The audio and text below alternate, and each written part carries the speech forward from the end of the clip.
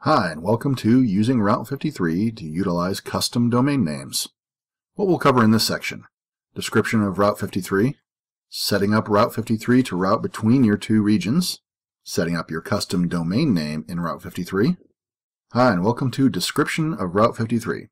What we'll cover in this video: what Route 53 does, DNS management, traffic management, and availability monitoring. Route 53 provides DNS services for hosted zones. It manages DNS entries in those hosted zones. It can provide health checks on your endpoints, and it manages traffic shaping, for example, primary failover or A/B testing. Okay, you can see here I've logged into the Route 53 console just by searching for Route 53 in the AWS console home.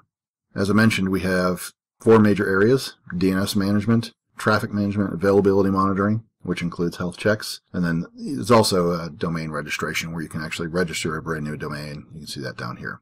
A hosted zone is basically a domain that you've pointed its DNS name servers to Amazon. So I've done that for a couple of my domains, and I'll go in here to the mcdaniel.cloud domain, and you can see what I've done. I'll make this a little bigger.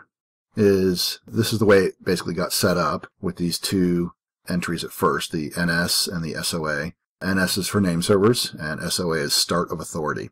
This is just basically telling the world that Daniel.cloud is resolved here. So I've gone in and created one entry. It's a CNAME. So a CNAME means a common name or a canonical name. It's basically an alias. So it says that www.mcdaniel.cloud will go to the AWS Packed Videos S3 website we've been using. And I can click on that and see how it's defined here. You've also got your TTL, your time to live, which is a very important setting. TTL defines how long it takes for changes to your DNS records to propagate through a system. So 300 seconds being 5 minutes is a pretty standard and fairly quick replication so that any changes won't take terribly long. There are multiple levels of DNS, so it can take multiples of the 5 minutes. To create a health check, we'll click on the health checks on the left-hand side and click the Create Health Check button. We'll give it a name, and we're going to do our US East API first. We'll switch this to domain name. We'll want to use HTTPS. I've already cut and pasted the domain from the API gateway. You have to take the dev2 off and the HTTPS.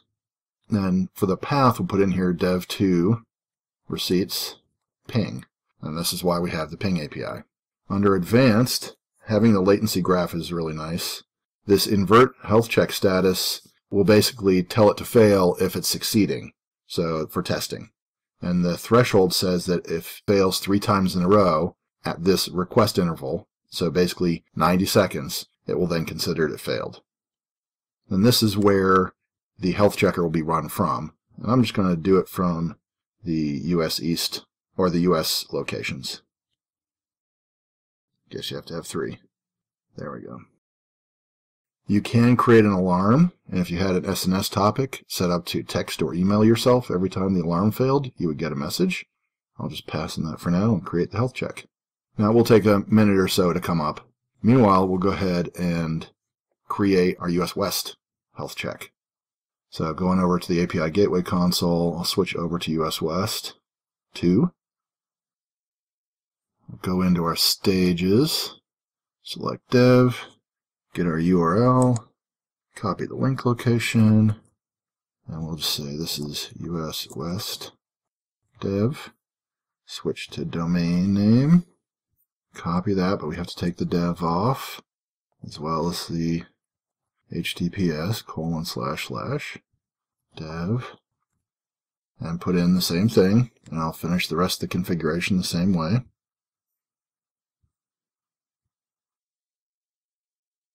And now we have our 2 health checks. And you can see the US East API is now healthy.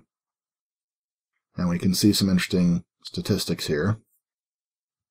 Once this runs for a while, we'll see the health check status just being a 1.0. It just tells you that it's been running successfully.